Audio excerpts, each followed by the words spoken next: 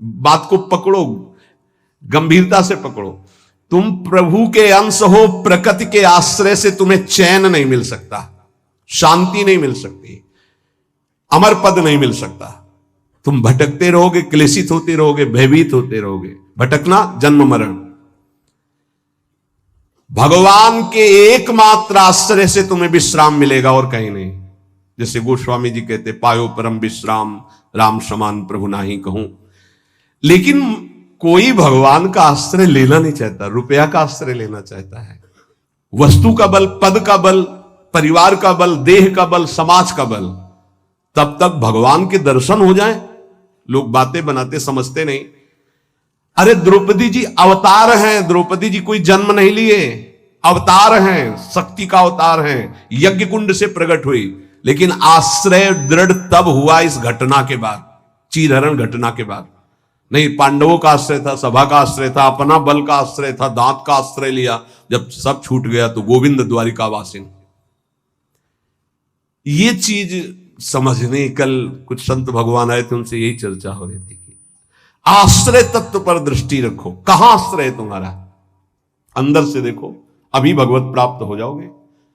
बिगड़ी जन्म अनेक की अबही सुधरे आज, आज अभी होई राम को। आश्रय राम का, आश्रय हरि का, आश्रय प्रभु का। किसका आश्रय? सूरदास जी महाराज कह रहे हैं, अपबल, तपबल और बाहुबल, चौथो बल है दाम। किसका आश्रय इनमें से? अपना बल, तपस्या का बल, दाम का बल, विद्या का बल। किसका बल है? बोले सब बल कहां जागृत होता है? बोले हारे को हरे नाम। जो भगवान के आश्रित हो गया, नाम के आश्रित हो गया। ये जितने आश्रय ये टिकाऊ नहीं है, प्रत्युत ये तुम्हें भ्रमित करके तुम्हारे समय को नष्ट करने वाले हैं। जिसने धन का आश्रय ले लिया, पतन है, शास्त्र कह रहा है। क्यों पतन है? खूब बल आ जाता है अंदर, क्योंकि गलत आश्रय लिया ना धन का। अब वो मतवाला हो जाता है, शराब पीना, मांस खाना, व्यभिचार करना, ये उद्दंडता ही उद्दंडता आने लगती है। अब भगवत आश्रित और धन आ गया तो उसका धन दूसरी जगह जाता है, क्योंकि आश्रय सही है। अस्पताल खुलवा दिया, पौशाला, संत सेवा, गौशाला, नाना प्रकार की धार्मिक वृत्तियों के द्वारा दूसरों को सुख पहुंचाना। क्यों? क्योंकि आश्रय बढ़िया है। केवल धन का आश्रय है तो सब दोष आ जाते हैं। इतना ही नहीं, शुभ कर्मों का आश्रय बन जाता है, साधना का आश्रय बन जाता है। अपनी साधना, रोज परिक्रमा लगाता हूं, रोज ये करता हूं, ये करता हूं। देखो दिखाई दे रहा है भक्त, भगवान। भक्त का मतलब होता है भगवान का आश्रय। अब वो ये जो सत साधनाएं हैं, असत नहीं है, पर इनका जो आश्रय हो गया वो डायरेक्ट भगवान के आश्रय से हट। अब हमारी टांगें मजबूत हैं तो हम परिक्रमा लगा रहे हैं, कल टांग टूट गई तो आश्रय भगवान का, उनके आश्रय से भगवत प्राप्ति होगी, कोई इनके आश्रय से थोड़ी। लेकिन अगर वो आश्रय लिया है तो फिर लगेगा हमसे कोई साधना नहीं हो रही, आप असंतुष्ट हो जाएंगे। एकमात्र भगवान का आश्रय। तभी कह रहे बिगड़ी जन्म अनेक की अबही सुधरे आज। अभी इसी क्षण सुधार हो जाएगा, अभी इसी क्षण बात बन जाएगी। अनेक जन्मों की बिगड़ी क्या? आश्रय केवल प्रभु का, मामुपाश्रिता। भगवत प्राप्ति की साधना का भी आश्रय नहीं। ध्यान दो, ये बड़ा सूक्ष्म। आश्रय केवल प्रियालाल का। साधना बन रही बढ़िया, कल साधना ना बने, ऐसे रोग हो जाए, ऐसी शरीर की स्थिति हो जाए, ऐसी मना स्थिति हो जाए तो हमें भगवत प्राप्ति नहीं होगी क्या? होगी।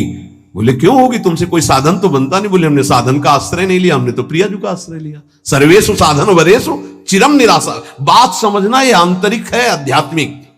भरोसा केवल प्रभु का, आश्रय केवल प्रभु का, इसी से भगवत प्राप्ति होती है।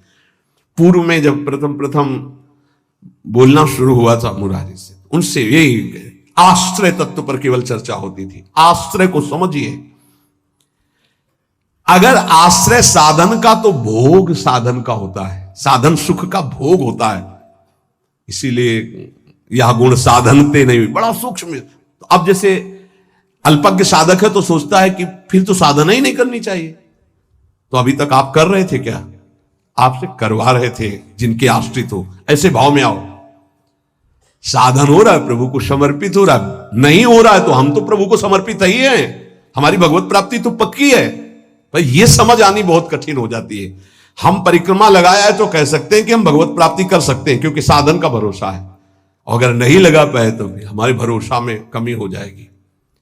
आप आखिरी बात समझ लीजिए, यदि आपने अंदर से आश्रय हमारे प्रियालाल का ले लिया और कुछ नहीं बन रहा तो भगवत प्राप्ति हो जाएगी। हमारी बात समझ लेना, ये हम बहुत समझी सोची हुई बात कर रहे हैं। आश्रय आपका कहां है? एक क्षण के आश्रय को प्रभु बहुत बड़ा मान लेते हैं, ध्यान रखना।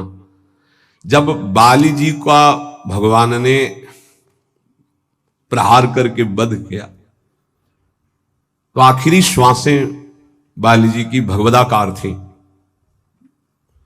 पर भगवान से बड़ा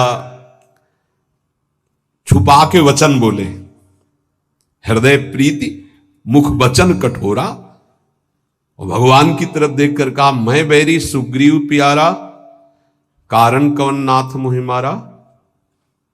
हम दोनों भाई हैं, हमें अपने भाई की हर चेष्टा को पता है, जैसा मैं वैसा मेरा भाई। बहुत बड़ा भजनानंदी नहीं, हम जानते हैं, बचपन से साथी है। और मैंने कभी आपका विरोध नहीं किया, आपने मारा क्यों मुझे? जो सूक्ष्म बात भगवान, तुम ये जानते थे कि सुग्रीव मेरे आश्रित हो गया है? अरे अभिमानी, मेरे आश्रित का वैरी मेरा वैरी होता है। तो कितने दिनों के आश्रित हुए थे सुग्रीव जी? कोई माला चलाई थी, ध्यान किया था, तपस्या की थी, और निष्काम आश्रय नहीं था, सकाम आश्रय था। बाली मारा जाएगा, मैं किष्किंधा का राजा बनूंगा। और राजा बन गए। महाराज जी, राम जी प्रवर्षण पर्वत पर रहे, एक दिन भी दंडवत करने न दिन में गए न शाम के गए, 4 महीना नहीं गए। फिर वहां से भयभीत वाले वचन जब भगवान लक्ष्मण जी को कि जाके बोल दो कि जो बाली को वही बाण तूड़ीर में है उसमें, तब आके दंडवत, नाथ विषय हरि लीने से क्या ना। हम आपको बात बता रहे हैं प्रमाण सहित। भगवान ने जो वचन कहे उस बहुत मानने और समझने वाली बात। तुम जानते थे कि सुग्रीव मेरे आश्रित हो गया। अरे अभिमानी, तुम मारना चाहता मेरे आश्रित का वैरी मेरा वैरी, मेरे आश्रित का मित्र मेरा मित्र, इसलिए मैंने तुम्हें मारा। फिर वो आगे की जो बात अनुज बधु भगनी सुत नारी व्यवहारिक की बात कही, आंतरिक बात जो कही, मेरा शरणागत मेरे आश्रित। अन्य आश्रय टिकाऊ नहीं है, पहले दिमाग में रख लो। यहां तक कि साधना का आश्रय भी। इसीलिए सर्वेषु साधन वरिष्ठ चिरम निराशा। साधना का आश्रय साधन का भोग करवाने लगता है। साधन का भोग क्या होता है? एक अहम में सुख। दिन में 3 परिक्रमा लगाता हूं वृंदावन की, वो अहम में जो आश्रय बैठ गया साधना का, ये अहम भोग कर रहा है उसका। 3 लग गई तो कोई बात नहीं, 3 दिन नहीं लगी तो कोई बात नहीं, उन्हीं के तो आश्रित। मान लो कोई ऐसी शरीर की अव्यवस्था, प्रमाद नहीं होती, प्रमाद नहीं होता भक्तों में। आश्रय हमारा प्रभु का, जैसी उनकी रुचि हो वैसा चलावे। बहुत बढ़िया साधन बन गया तो हमें कोई हर्ष नहीं है, और कोई साधन नहीं हुआ तो हमें कोई शोक नहीं है। यह स्थिति समझना बड़ा कठिन है। जब तक उपासक भगवान के आश्रित नहीं होता तब तक वो किसी न किसी पराधीनता को स्वीकार करता रहता है, और इसीलिए उसका दुख नहीं मिटता। अन्य आश्रय परिणाम दुख। ध्यान रखना, प्रभु के सिवा अन्य आश्रय बराबर दुख, प्रभु का आश्रय बराबर सुख। दुख की निशानी नहीं। संसार में प्रगट आश्रय भोगों का, शरीरों का, पदों का, धन का बड़ा आकर्षण है। स्त्री का आश्रय, पुत्र का आश्रय, मकान का आश्रय, बड़े बड़े आश्रय हैं अंदर। जब तक ये आकर्षण रहेगा तब तक भगवान में आकर्षण नहीं होता। और अंदर सब आकर्षण में वही कृष्ण का है। भगवान का आश्रय होते ही त्रिभुवन की प्रिय से प्रिय वस्तु से राग खत्म हो जाएगा। ये पहचान है। कोई प्रिय नहीं लगेगा, वही प्रिय लग रहे हैं। उनके सिवा वास्तविक आज भी किसी को कोई प्रिय नहीं लगता। अगर वो अंतर ध्यान हो जाए तो उस शरीर को फूंक दिया जाता है, जला दिया जाता है, गाड़ दिया जाता है, क्या ये प्रियता रही? प्रियता तो प्रभु से ही थी। देखो, प्रगट में देखने वाले की दृष्टि में और वर्तमान की स्थिति में बड़ा अंतर हो सकता है। ऐसा नहीं है कि आप जो दृश्य देख रहे हो वो दृश्य वैसा ही हो, आपकी देखने की क्या शैली है। एक बार यही बात अकबर से जब कहा बीरबल ने कि देखी हुई बात गलत हो सकती है, अपना चिंतन जैसा होता है वैसे ही दृश्य दिखाई देता है, उसको भी समझना चाहिए, ना कि जो हमें दिखाई दे रहा है वही सत्य है। ऐसा कैसे हो सकता है? जब हम देख रहे हैं तो सत्य क्यों नहीं हो? तो उनका कभी ऐसा आपके सामने प्रश्न आवे तो बताना, फिर हम आपको उत्तर देंगे। एक दिन जो बादशाह की सैया लगाता था, उसके मन में आया कि जीवन व्यतीत होता जा रहा है फूलों की सैया लगाते हुए बादशाह के लिए, तो क्या आ रहा है, 5 मिनट लेट के देखते बादशाह थोड़ी आ जाएगा इस समय। लेटा तो सोचा इनका जो चद्दर है इतना सुगंधित और मुलायम, जरा डाल के डाला और आंख मूंद के 5 मिनट आनंद लेते, सो गया। अब भैया कहां चारपाई में सोने वाला, कहां बादशाह की सैया में। और दरबार में उनको विलंब था, तो जो उनकी पत्नी थी वो वहां गई। आज महाराज बिना कुछ खाए पिए बात किए, हमें लगता कोई सीरियस मैटर रहा होगा, थकित होकर के सो गए, पार्श्व में वो सो गए। अब बादशाह आया तो देखा मेरी सैया में कोई पुरुष और हमारी पत्नी, तलवार खींची तो कहा, उसने कहा था बीरबल ने कि दृश्य झूठा हो सकता है। उसको बुला के कहते हैं एक दृश्य कहां से झूठा हो सकता है, मैं सत्य देख रहा हूं। बुलाया और कहा कि तुम कहते थे दृश्य झूठा हो सकता है, देखने वाले की क्षमता के अनुसार दृश्य दिखाई दे। मैं देख रहा हूं मेरी पत्नी किसी गैर पुरुष के साथ पड़ी हुई, ये झूठा है? बोले महाराज झूठा भी हो सकता है, झूठा ही है, मैं ऐसा नहीं कहता, लेकिन झूठा भी हो सकता है। अब कौन पुरुष है अब हमें तो पता नहीं, लेकिन आप 2 मिनट खंभे की आड़ में रुकिए। रानी को जी, बोले आप किसके साथ सो रहे? बोले महाराज के साथ। बात नहीं की? बोले नहीं, थके थे, सो रहे थे इसलिए जगाया नहीं, पार्श्व में सो गए। ठीक है आप जाइए, हम महाराज को जगा के ला रहे हैं क्योंकि भोजन नहीं पाया, इनको पवाना है। हाँ ठीक है। पर्दा हटाया तो वो फूल बिछा ले। हाँ, वो तो घबरा रहा था एकदम, तो उनका मालिक जान बचा लो, मुझे ऐसा ऐसा आया इसलिए। नहीं तो किसके साथ? वो हमारे साथ तो कोई नहीं था। बादशाह पर्दे के आड़ में सुन रहे, पूरे चुपचाप भाग जा, अगर बादशाह जान गए तो मार भगा दिया। बोले सरकार देखा दोनों निर्दोष थे, यदि आप मारते तो दोनों की हत्या आप कर सकते थे, लेकिन दोनों निर्दोष थे। हमारी दृष्टि प्राकृतिक दृश्यों का फाइनल नहीं कर सकती, फिर सच्चिदानंद का कैसे? तो हमें अपनी दृष्टि सुधारने, वीत राग, जिनका राग बीत गया है, अर्थात परम वैराग्यवान, भगवत लीला का रसास्वादन, इसलिए परम वैराग्यवान परमहंस शिरोमणि सुखदेव जी को श्रीमद् भागवत कथन का अधिकारी श्री भगवान व्यासदेव जी ने जान करके भागवत दी।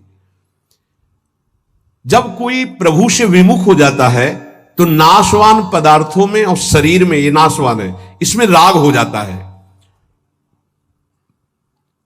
अब ये राग उससे पापाचरण कराता रहता है, वो भगवान की लीलाओं को नहीं देख सकता।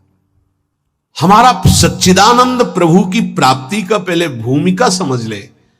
जब कोई तीनों रागों से, 3 प्रकृति के गुण, 3 शरीरों की रचना, तीनों लोकों का वैभव, तीनों रागों से जो मुक्त हो जाता है वो भगवत प्राप्त होता है। भगवत प्राप्ति में भी बड़ा भेद है कई तरह का। भगवत प्राप्ति में भी जो रस सिद्ध महापुरुष है वो गोपी भाव को, जो उनसे भी सहचरी भाव को, आपकी दशा कहां है? देह भाव में हो। अब देह भाव से देखोगे तो क्या दिखाई देगा? जैसा चश्मा वैसे दिखाई देगा। इसलिए लीला का वास्तविक रहस्य कौन जानता है? बोले वीतराग। कौन वीतराग? बोले जो परमात्मा से विमुख है, उसका नाशवान प्रकृति के द्वारा रचे हुए वस्तु, व्यक्ति, स्थान, शरीरों में राग हो जाता है। वो राग जिसका नष्ट हो चुका है उसे कहते हैं वीतराग, परमहंस। ये राग कामना पैदा करता रहता है, रजोगुण से राग उत्पन्न होता है, और राग से अप्राप्त की प्राप्ति की चाह का नाम कामना है। मैं ये भोग लूं, जो सुना, जो पढ़ा, जो देखा वो भोग लूं। प्रकृति का कामना कहते हैं। कामना जहां उत्पन्न होती है तो प्रिय पदार्थों का भोग भोगने से लोभ होता है, प्रिय पदार्थों के भोगने में बाधा पड़ने पर क्रोध होता है। भगवान कह रहे हैं कि वीत राग भय क्रोधो मन मया मामुपाश्रिता, जिसका राग नष्ट हो चुका है और जिसका क्रोध नष्ट हो चुका है, क्रोधी नहीं और भय नहीं है। भय, जब तक आप पापाचरण करेंगे तो बिना किसी भय के भी आपको भय लगता रहेगा। ध्यान रखना, हृदयों में देख लेना। अगर भय लग रहा है आपको, अव्यक्त भय, कहीं ऐसा ना हो जाए, कहीं ऐसा, आपका मन मलिन है और आपने पापाचरण किए हैं, वो आपको भयभीत करते रहेंगे। जो भगवत शरणागत निर्मल हृदय वाला होता है उसके अंदर निर्भयता आती है, निर्भय, निश्चिंत, निशोक। भगवान कह रहे हैं जो राग रहित है और भय रहित है। भय एक ही जगह आता है। अज्ञान जनित नाशवान शरीरों में राग, भोगों में राग, जिससे पापाचरण, तो ये शरीर न नष्ट हो जाए, इस बात का भय बना रहता है। कहीं भोग सामग्री न छूट जाए, इस बात का भय बना रहता है। और एक मन में अव्यक्त भय बना रहता है, वो पापाचरण का फल, वो एक कल्पनात्मक भय बना रहता है, भयावह, जिसे आजकल भाषा में डिप्रेशन कहते हैं। वो बेमतलब की बातें सोच सोच कर डरता रहेगा। लेकिन भजन, भगवद आश्रय, ये निर्भय करता है, भय नहीं रहता। जब हमारी कामनाओं की अपूर्ति होती है तो क्रोध आता है, लेकिन भक्त की अगर कहीं वो कामना वाला भी अभी है, अपूर्ति होती तो कृपा मनाता, बड़ी कृपा हुई, भले नहीं दिया, नहीं मेरा मन फंसा देता। पूर्ति हो गई तो बहुत दुलार है, बड़ी प्रभु की दुलार वृत्ति है, वो प्रभु की तरफ ही देखता है, पूर्ति में भी अपूर्ति में। इसलिए ना वो तो लोभ से बंध पाता है ना क्रोध से। वो तो महान पुरुष होते हैं जिनमें कोई कामना नहीं होती, लेकिन प्रायः कामना से ही भक्ति प्रारंभ होती है। जो हमारा अनिष्ट होने की आशंका बनी रहती है, ये अविद्या, अज्ञान, नाशवान पदार्थ, नाशवान शरीर की प्रियता के कारण। तो भय, क्रोध, लोभ, ममता, ये सबका मूल जो है कामना है, काम है। इसी से दोषों की उत्पत्ति होती है। जब तक ये काम है तब तक भगवान की लीलाओं को तुम कैसे जान सकते हो? कैसे जान सकते हो? जब तक तुम्हारे शरीर से काम क्रीड़ा होती है, तुम्हारे अंदर मन में कामनाएं प्रकट होती हैं, तब तक तुम भगवान के चरित्रों का रहस्य नहीं जान सकते। क्योंकि भगवान कह रहे मेरे जो चरित्रों को, मेरे कर्म को, जन्म को दिव्य जान जाता है, उसका पुनर्जन्म नहीं होता, तो कौन जान जाता है? तो बोले वीत राग भय क्रोधा, जिनका राग नष्ट हो चुका है, जो निर्भय हो चुके हैं, जिनके हृदय में क्रोध नहीं है। और भगवान कह रहे मनमया मामुपाश्रिता, मनमयाहा, जो मुझ में तल्लीन है, रात दिन नाम जप कर रहे, भगवत ध्यान में, मामुपाश्रिता, मेरे ही आश्रित है, मेरा ही चिंतन, मेरा ही आश्रय, अंदर से किसी से कोई राग नहीं है, किसी भी भोग की, भोगने की इच्छा नहीं है। उस इच्छा की जब वृत्ति नहीं तो क्रोध और लोभ की संभावना ही नहीं, और जब इच्छा ही नहीं तो पापाचरण नहीं, तो भय नहीं हो। भय केवल पापाचरण से होता है। निर्विकार हृदय कूटस्थ स्वामी थे, हिमालय में भ्रमण कर रहे थे, एक शेर की गर्जना हुई, घुर्राता हुआ सामने आया तो छड़ी ली हुई थी, पूज्य पादुड़िया बाबा का, ऐसे छड़ी लगा खड़े हो गए, बोले यार सुन, तेरा आहार अगर ये निश्चित हो चुका है तो तू गुर्रा मत इसे खा ले, अगर आहार नहीं निश्चित हुआ है तो तू जा। वो चला गया। कितने निर्भय कि सिंह के सामने भी एकदम ऐसे, क्यों? क्योंकि वीतराग है, शरीर से राग नष्ट हो चुका है। श्री भगवान कह रहे कि मामुपाश्रिता, देखो बहुत सुंदर बात कह रहे, ध्यान देना। अपने लोगों का स्वभाव है बिना आश्रय के जी नहीं सकते, किसी न किसी का आश्रय, शरीर का आश्रय, रुपए का आश्रय, विपरीत शरीर का आश्रय, पद का आश्रय, विविध भोगों का आश्रय, नशा आदि का आश्रय, बिना आश्रय की जी नहीं सकता। आप ये समझ लो, ऐसी मान्यता हो चुकी है। और आश्रय अगर ये सब छोड़ दे तो अमर हो जाए, उसको लगता है मैं मर जाऊंगा बिना इसके, वो अमर हो जाए। यही माया का भ्रम है। किसी न किसी का आश्रय लिए रहता है, कभी भी वो आश्रय टिकाऊ नहीं है। ध्यान देकर देखिए क्या टिकाऊ है। मनुष्य शरीर टिकाऊ है? नहीं। Bank balance? नहीं। कोई पदार्थ पदवी? नहीं। बहुत ध्यान देने योग्य बात है। परमात्मा के अंश तुम्हारे अंदर जो एक आश्रय लेने की वृत्ति प्रकट हुई है प्रकृति से, यही बंधन है। और इस बंधन को तुम तभी छुड़ा सकते हो जब प्रकृति को जिसने रचा उसका आश्रय ले लो, परमात्मा का, प्रभु का। भगवान का अंश जब तक प्रकृति के कुछ भी आश्रय रखेगा तब तक वो भय, क्रोध, लोभ, राग इनसे पिटता रहेगा। चिंता, शोक, नाना प्रकार की वीत राग। बहुत सुंदर बात है। लीला का निर्विकार स्वरूप अनुभव देखो। अगर गोपी प्रेम में तनिक भी कोई ऐसी बात होती तो परमहंस श्री सुखदेव जी, जो लौटकर अपने पिता का मुख नहीं देखा, जब पुकार रहे थे, माता को तो देखा ही नहीं, वो भला ऐसे विलास को कभी गा सकते थे? विचार कर। बृहस्पति शिष्य उद्धव बंदे नंद ब्रज स्त्रीराम पादरेणु भीक्षण सा, अंतिम समय स्तव का गायन करते हैं। भीष्म जी उस समय गोपी जनों का चिंतन करते हैं, भगवान की उस लीला विलास का। क्या है ये गोपी प्रेम? कोई ऐसी रहस्यमयी प्रेम वृत्ति है जो बड़े बड़ों को समझ में आने वाली नहीं है। इसलिए गायन करें।